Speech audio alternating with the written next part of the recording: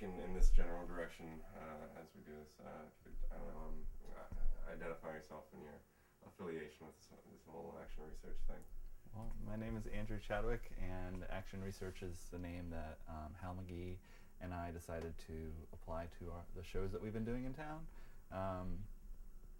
We did shows before this, but they were just they weren't seen as part of a flow of shows. You know, there just seemed like these little independent events, and so we decided that Chris Miller of Electronic Sub-South suggested that we should put a name to things. Kind of makes it seem like there's some momentum, kind of ties everything together, because we do have a lot of varied people that we put on shows, and it may not make sense to other people that it's the same people doing the same shows. So. How'd you get started doing the whole thing? Like I mean, in the noise scene in general, and then like what made you decide to? As far as performing, or as far as the shows? Both. I imagine it. One step from the other. As far as performing, I think the impetus for me was going to the International Noise Conference down in Miami in 2005. It was in February, and I'd always kind of been interested in things, but never. There was never like a scene that I was aware of that I felt connected to. That, you know, people playing shows and doing things in the community aspect. It was always somebody in Norway or somebody over here doing something, and going there was there's such a fun vibe about that show because it's just very open and anything goes. And yeah, the International Noise Conference, it's a pretty big thing, right? Mm-hmm. Was it like 2 years ago, the one in Miami that you went to? Or? Well, I've gone every year since then. Oh, but the first one that I went to was February 2005, and that was I just went and hung out, and everybody was great. There's 15-minute sets maximum, right. And people come from all over the country to play for free, and everybody's really enthused about everybody else, or else they wouldn't be there, you know, because nobody's getting paid. So it's the only reason to be there is if you're excited about being there and into what you're doing. So that kind of galvanized me to make all these ideas that were in the back of my head to finally put them out in some way. You know, I had been collecting tape machines and different recordings and things like that, and a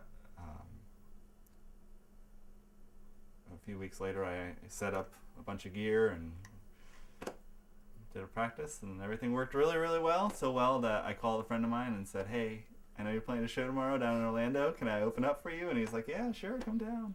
And so the night after my first practice, my first show, and I only have one recording from those early shows, and it's probably a good thing that I only have one recording from those early shows. They were very sprawling and not very together, but I was afraid that if I didn't do something immediately that I'd overthink things and kind of not do it. So how did you decide to get organized and make it more than just you, like to start setting up shows? I think that as you play shows, you meet a lot of people, and you want things to be going on in your town, not just in other towns. And it's, if you want something done and it's not happening, you know, you can't just rely on, man, I wish somebody else was doing shows that I would like to go to and that I would like to play. And at some point you have to just be the person who makes the shows happen that you want to go to and that you want to play. Huh. Hey, so who's Hal McGee? Like, how'd you end up getting connected? Hal McGee I met when AM Salad was coming through on tour, headed to the International Noise Conference, I think in 2006. He had on his tour itinerary that he was stopping in Gainesville, Florida to record with legendary home taper Hal McGee, and I kind of was surprised because I didn't know anybody else in town really that was doing this sort of thing, and I looked at his webpage, and he'd been doing things since the 80s, and I sent him an email like, "Hey, I'm in town too, you know, I didn't know you were in town," and he sent me back a reply that was like, "Hey, this is my address, this is my phone number, come over sometime. You know, why don't you come over when AM Salad's here and we're going to record. You should come bring some stuff and record too." And I said, "Oh, okay." So we did that, and it was a very momentous meeting of all of us. Cool. Yeah. And we've been friends ever since. And he hadn't played any live shows for 19 years. Okay.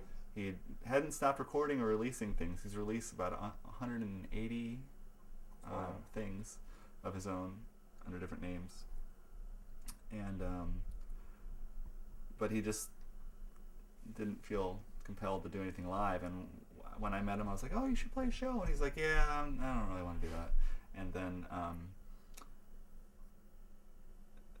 he came to shows, and finally he was like, he says that I dragged him kicking and screaming back in the live shows, but what really happened is that he just kind of said to me one day, he was like, "I think I want to do a show." And I said, "Okay."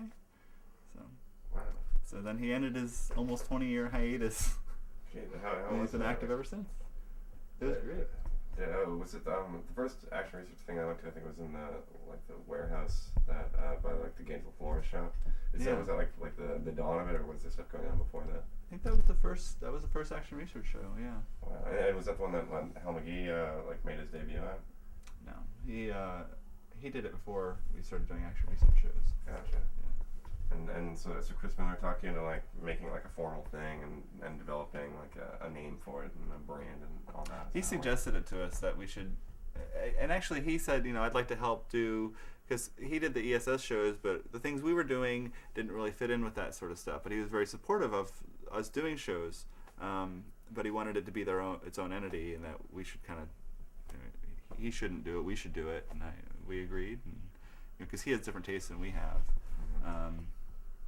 Hal and I have different tastes, but they're complementary. I don't know the question. Yeah, I don't remember either. Oh yeah, but I should say that the first Hal's comeback show was there's a guy in town that had a weekly variety weirdo kind of show named Tom Miller, and that's where he played. And that's where a lot of the early shows were before we named things Action Research, were thanks to Tom Miller. Wow, how about that? So how do you describe the difference between Electronic Sub-South and Action Research as far as the music goes and everything? Electronic Sub-South is very electronic based, very beat oriented for the most part. We allow people with just guitar, rock, drums, whatever more experimental stuff, not beat oriented at all at times.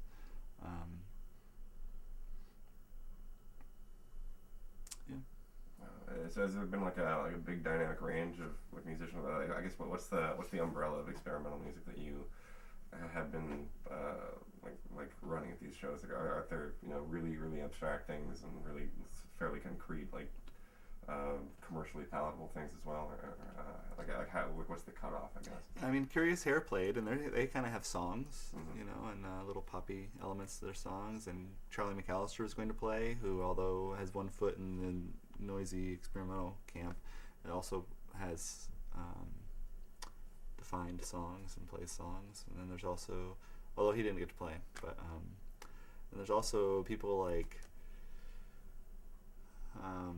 Ryan Jewell, who played from Columbus, who just uses a snare drum and all sorts of styrofoam and stuff, and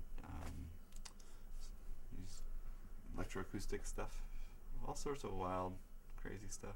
Wall of noise, pedal-based things where it's just a table of pedals. Is there a particular performance that sticks out as being really difficult to engage with, or really noisy, or that I had a hard time with? Yeah, that was beyond the borders of experimental music. Was there anyone who just did a room resonance orchestra or anything like that? Well, I don't know. Yeah, I don't know anything. Yeah, I don't know. I did something where I set up different tape players around the room and changed out the tapes and made it kind of cumulative. If that's what you mean by room resonance. No, I was just throwing out an example, something that might be very. I don't know. I don't really know. So could you explain the whole home taping thing that you do? Well, no, when they say home tapers, it really applies to. There was a movement back in the early 80s that when the cassettes were introduced, and all of a sudden you had a device that was easy for people to record at home and duplicate at home and distribute. Hal had a cassette distributorship that puts cassettes out and distributed thousands of cassettes throughout the world, and was a pretty big deal at the time. You should meet with Hal and ask him more about that. Yeah, I figure I will. Wow. So like, what exactly do you do through ironing? What's like, and do you describe like the method? Like with all the different tapes and everything. Well, yeah. Ironing is about. I have a lot of different media sources. So a lot of them are autobiographical kind of sort of things, like microcassettes that I record either while driving or throughout life, and recordings that I like or don't. And the reel to reel has tapes of my own performances that are kind of cumulative. I'll have the mic open sometimes and recording it, and then sometimes I'll play it back and put it back into what I'm doing then, and it's all kind of comes back together. I don't know if that makes sense. Well, so I mean, like, how many different like tape sources do you normally use in the show? Well, I mean, I have a bunch of different stuff set up, not just tapes, like record players and radios and stuff like that, and I don't know, a bunch. Cool. Like, is there like a particular like goal or anything that you're trying to get at, like with these performances, or like what do you think the appeal is of something like that? Like what is it that motivates you to put these things together and make them happen? Are you talking about with ironing performances or with action research? Yeah. I don't know. The ironing stuff just makes sense to me, and it's nice that other people like it too. And there's people that definitely feel like they get it, and there's people who, when I hear their stuff too, like it seems like we're coming from the same place, and it makes sense. Like the recontextualization of sound sources and different media, all this stuff comes at you all the time, and I don't really have an artist statement prepared. Oh yeah, yeah.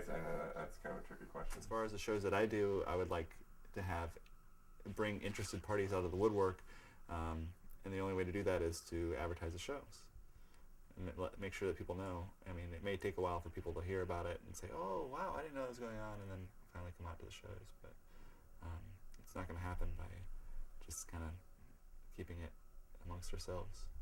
Yeah, of course. And the momentum has built since the first show, and more people know about it. And even if they don't come to the shows, they at least are aware that it's going on and have made a choice not to come to the shows. So. Yeah, I can't blame them. Yeah. And how's the response been like since you started doing this? Has it been like have venues been accepting like what you're doing? Have audiences seem to take to it? It's been very positive. We do a lot of DIY shows as far as like the venues are concerned. Like we do a lot of things at Second Street Bakery, who have been very supportive. Tim and Terry's. Second Street Bakery doesn't have its own PA and everything. We have to bring in our own stuff and set everything up. Tim and Terry's has everything in place. Both we're able to, with doing both venues, we're able to do free shows, and then anybody can kind of wander in and wander out, which I like a lot because some people can be mildly curious, and I think a lot of people discover things that way. We've done some other actual venue shows too, like 1982, and they were very happy with the show that we did there and wanted us to come back and do another show. So they're very happy with the, I mean, there's a certain pacing that's different from other shows because they're quick sets. The transitions are really quick too, so like it kind of boom, boom, boom, and you have all these different variety of sounds going on, and you're not listening to the same sound all night. And yeah, we're going to do another one there. I'm pretty excited. Cool. Have you faced any like hostility from anybody? I mean, not like physical, of course, but like has anyone just like said like what the hell is this or anything like that? Not that I'm aware of. Well, good. Yeah. I guess it's a positive thing. I mean, is there like a certain criteria that you like a person would have to meet in order to participate in one of these shows? Like, have you ever had to turn anybody down? Has anybody like said like, hey, I think I'm doing this sort of thing? Well, I mean, there's a certain element of personal taste that goes into things, and a certain suitability for the rest of what I want to do. Like, somebody contacted me who does ambient stuff that I liked what he does, but I just have a hard time picturing it in a venue playing. Although we talked about doing like a long form, instead of like really short sets, doing a show of really long sets. I don't know. I guess I have my own certain set of aesthetics. There's shows that I've done that I don't think Hal would have done. Some of the more electronic, we've done some electronic beat-oriented stuff that I don't think he would kind of have done, or some of the more guitar, drums, like band-oriented stuff. I think he would have steered away from, but it kind of made sense to me, and especially like if they're people who are on tour and they need a show, that counts for a lot as far as I'm concerned. I tend to do most of my shows based upon touring people, and then fill it in with locals. Not a lot of just local only shows, because I think that, those shows are needed for somebody. I think that it's very important. And then when I go on tour too, and these are the same people that are setting up shows for me when I'm in their town, so it's nice to be able to return the favor. And you're not like at this to achieve any kind of profit margin or anything, right? Like, is there any money in this at all? Oh no, there's no money in this at all. There's we do donation shows for the most part, and we do okay, and then definitely not any money for me to take out of it. Is it frustrating at all, like to put in all this work and like not necessarily reap any kind of tangible benefit? Oh no, I don't think it's frustrating at all. I think it's very rewarding. Even if there's not a tangible benefit, there's a definite intangible benefit. It's exciting. We've only been doing things since June of last year, and we've done by the end of this, in a couple weeks we will have done 19 shows. So it's less than a year we've done 19 shows, and there's a definite difference between before we started doing this and now. There's a lot more experimental things that are active in town. People are more aware of Gainesville as being a kind of a viable place to come on tour. People contact me like if they're heading to Florida, and I think the more that you let people know that there's stuff going on outside of Florida, the more that more people will come down. It's seen as a place like, hey, we could actually do a show in Gainesville. Wow. And have it go well. Huh. So if like a show doesn't go well, do you kind of like take it personally, and do you feel like what a waste of time that was? Or? No, I feel bad, but there's not a whole lot you can do, and I understand I can't go to all the shows that I want to go to, and a lot of people can't come to every show. There's a show that we did, I think probably the worst attended show that we did was a Sunday show that was after INC. There were some people headed back to Columbus, Ohio. Rage Against the Cage, who are an a cappella grunge choir, and then Ryan Jewell, who does like snare drum and little objects on the snare drum and stuff, and electroacoustic-y kind of stuff, and he's an amazing drummer too. But there was only a few people there, and but there's nothing to get upset with people about for not coming out, because some people, there's still a lot of things go on in people's lives. Yeah. Everybody, you can't come to every show. For the most part, our shows are really well supported, and I appreciate that. Good deal. So where do the flyers come from? Like that whole aesthetic? Do you just do them yourself in Photoshop or something? Yeah, I do. I draw them with Sharpie, and then usually start out trying to draw something else, and then look at what it's become, and then work with that, and then scan them in, color them, blow them up. They start about a quarter of their size, and then when I scan them in, so the lines kind of get more wavery and stuff like that. That's awesome. Is there a particular aesthetic mode that you go after? It always seems like it's like some sort of figure, and then possibly another figure, and then a lot of color, and the title and the date and everything. Is it something that's consciously strived for? Do you have a particular prototype in mind or anything? Well, I think that there's I think there's a continuity between the show posters, and I think that makes a difference, and people knowing, that these things are related. They see a show if they see one of the posters that I made, I think that it's obvious that it's what's going on. If they've seen other ones, yeah, or been to a show. This flyer is so not this flyer. This city is so oversaturated with flyers and posters and stuff, and anything to make them stand out is gonna be good. The flyer kiosks, the free speech kiosks, are pretty much a wash. I don't even put anything up on them because they just get covered over immediately. So I just make some posters and put them up in shops, and then online too. I think most people find out about shows online these days. And so after I scan them in and color them in Photoshop, I make a smaller version, and then I do an animated thing usually with something going on with the figure. I don't know why it's just figures. I guess I don't think it'd be as interesting if I just drew like an inanimate object, like a bicycle or something. I think that the characters have more personality and kind of almost seem like an identity for the show or something. Oh yeah, do you like take that into account when you're like drawing these things? No, I don't. But I think that images become associated with the names. Yeah. At least to me. I mean, I don't know. No, I think definitely that definitely happens. It's like a particular identity gets associated with action research. For Hal's 50th birthday, I made the poster was based upon a photo of him from 1969, and when he was like, I don't remember how old he was. You'll have to ask him, but I think he was like 8 or something. And so I kind of I drew over it in Photoshop and made an action research version of this old picture. But I kept his real hair. But then I made buttons for his 50th birthday and gave them to him as a surprise. And I want to make buttons with the figures for each show, but I just haven't really had time to start doing that yet. What do you think the appeal is of this experimental music? Like, I mean, is it art, or is it theater? Like, is it supposed to, exist as music, or as like, as like sort of rhythmic, something you could possibly dance to, or is it supposed to be almost like sonic wallpaper? I think the more you try and define things like that, the more you find that there's not really an answer that fits everyone. Everybody gets something different out of it. Everybody who does things does them for a different reason that makes sense to them.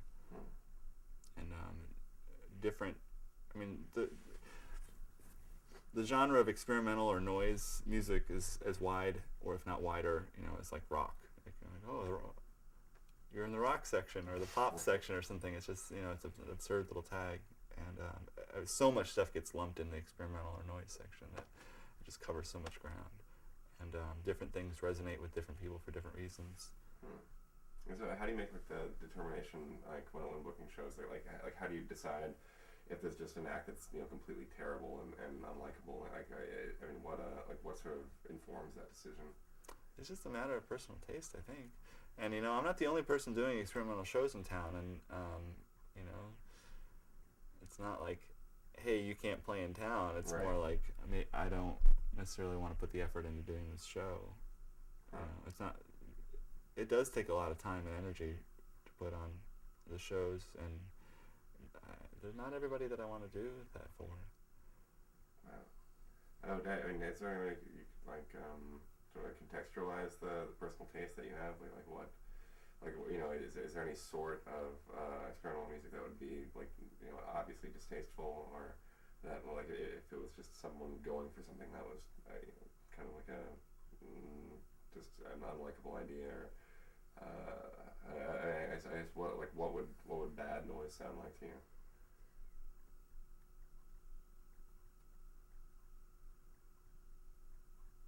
Well, I've definitely heard it. Yeah, I don't even know if I can answer the question. Yeah, I stick away from things. I stay away from things in booking shows that maybe things that I'm not necessarily comfortable with. Although no, that's not true, because there are some things that I'll book that kind of make me grimace a little. But so do you act as a promoter in terms of, do you guarantee the money, or they just come to play? They're just looking for some place to play. I don't do any guarantees, because I did shows for years before I set up shows for years before I started playing on my own, and you can definitely lose a lot of money doing guarantees. And there's no guarantees, and the important thing is just to explain everything to everybody beforehand and say, it's going to be a donation-only show. They usually do okay.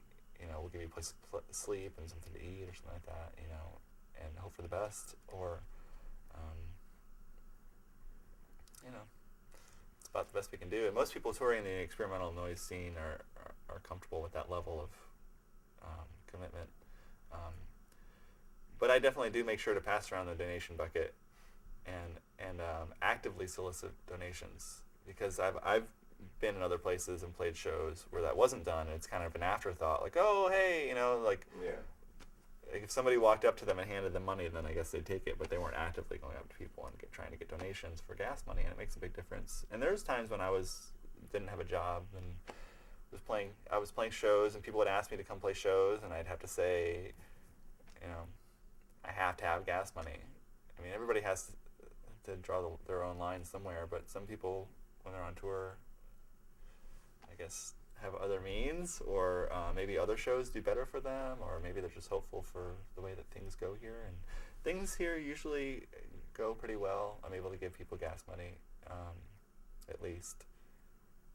The last show at Tim and Terry's went very well, but then again, there's a group that came over from England, and they're touring with somebody from Atlanta, and they rented an RV. I don't think that they're expecting at all to make their money back from this tour, but it's something that they want to go do. Wow. So what do you motivate fans like that to live that kind of lifestyle? Like, it's obviously probably not as glamorous as like the prototypical rock and roll lifestyle, right? Like they're just trying to make you like break even, and is like are they trying to like fund a vacation? Is that what you would describe it as? Or? I don't know. It's everything's different for different people, and I have a hard time making generalizations like that that apply to everybody. But when I go on tour, I want to go see places I haven't seen, or even see places that I have seen that I haven't been in a while, and see friends of mine that I haven't seen in a while, and play shows with people I'm excited about, and just get in the car and drive for a while. And I'm excited about what I'm doing, and so going out and doing that in other places for other people is exciting to me and rewarding in itself. Cool. Huh. I'll have like a couple more questions, but I was wondering if you had anything to say about those housecraft dudes who are coming out of the woodwork. Cause I've met them a couple times, and they seem really interesting. But like they seem they're like really young, and they seem to come out of like pretty much like nowhere. Do you know anything about them? I know that they're really nice. I talked to Jeff for a while, and I've gone to a show at their house. Well, one of the people's houses, like they had a show on their back porch, and it was really pretty. And it was like what they were playing worked really beautiful with there's like a campfire and like the nature and the stars and everything, and it just was perfect. I don't really have much to say about them other than the releases that they put out are really nice, and the packaging's really gorgeous, and I'm excited that we kind of, that's interesting that there can be something completely different going on in a completely, even in the same part of town, that, they're doing house shows for mostly with their group of friends, and it's another case where they didn't advertise all these shows, like, hey, experimental things going on, so a lot of people didn't know about it, and when we finally discovered each other, we were both very excited about it. So very, very organic band, and that seems to be a lot of the scene is just very much an organic scene. And they're really into like the tape aesthetic as well. Do you think of that as sort of coincidental, or does it all come from some great idea? Like, do you know what it is that draws people to cassette tapes as like a particular aesthetic? Hal McGee and I had a long conversation with this a while ago, and he could probably tell you better than I do. He's more well spoken. But we had a conversation about cassettes as folk instruments, because everybody has a cassette player, or at least did, and tapes are so common, and you can pick up tapes and re-record them, or use the sounds on them, or order them in a different way, and they definitely have their own characteristics and potential, and you can use them in so many different ways, and they're so common. You know what I mean? Yeah.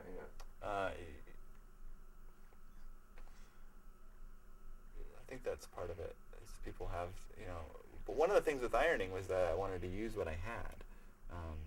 It wasn't. I wanted to go out and buy equipment. I wanted to use things that I already had. And the same thing with Action Research. When it just came time to do flyers, it's like, well, I can't really draw, but I can make something.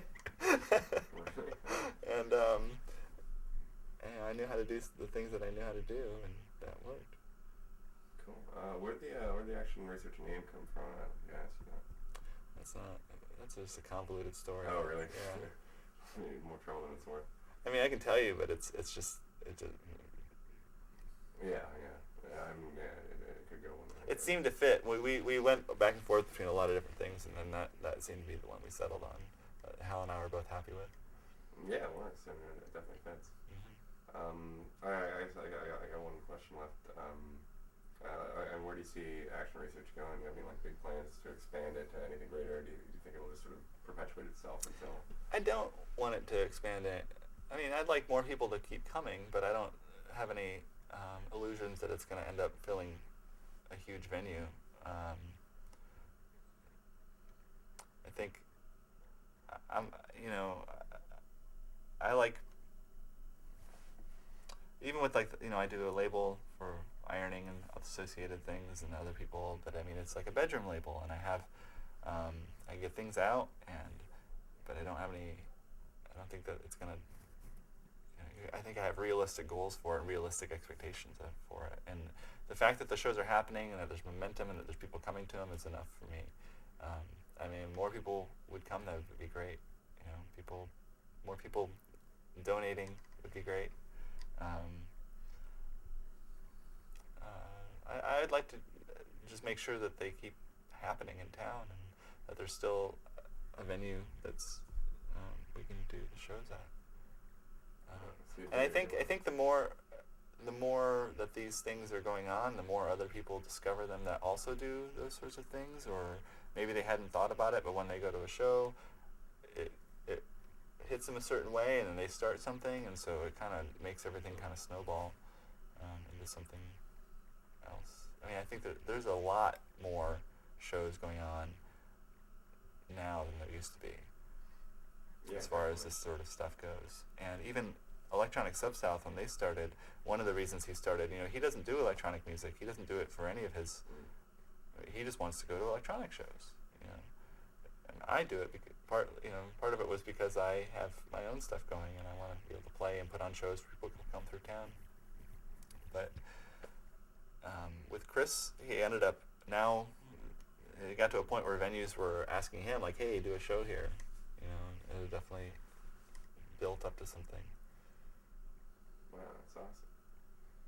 So do you figure you'll just do it for the foreseeable future until you move on to bigger and better things, or do you think you'll pass on the torch of action research to the next young buck in town? Or? I don't think I'd pass it on. Somebody else can do their own shows. People are doing their own shows. These are our shows that we're doing, and I don't think that the organization needs to be incorporated and continue beyond us. But I